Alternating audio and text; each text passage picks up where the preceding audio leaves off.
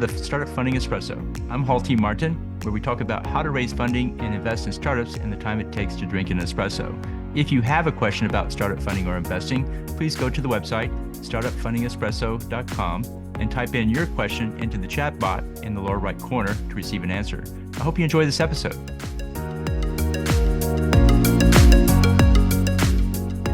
Hello, this is Halti Martin with the Startup Funding Espresso, your daily shot of startup funding and investing. The seed stage grows the business from $0 to $1 million. The growth stage grows from $1 million to $10 million. The scaling stage grows from $10 million to $100 million. Here are the most common mistakes founders make at the scaling stage. They stop working on sales to focus on other areas of the business. The founder can never stop working on sales. They fail to control burn. The burn rate must be managed throughout the life of the business. They fail to keep up with the competition. The competition will continually challenge the startup and must be managed. They look to hire rock star players. These rarely work out in the long run as they often don't fit the culture. Failing to keep up with the product. As the company grows, the product continues to grow, so it's important for the founder to keep up with it.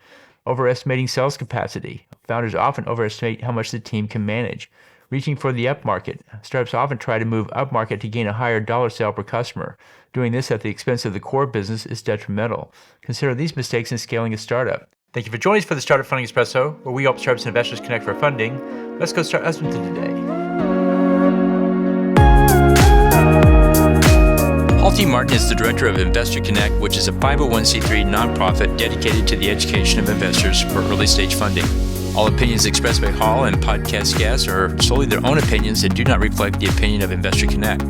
This podcast is for informational purposes only and should not be relied upon as a basis for investment decisions.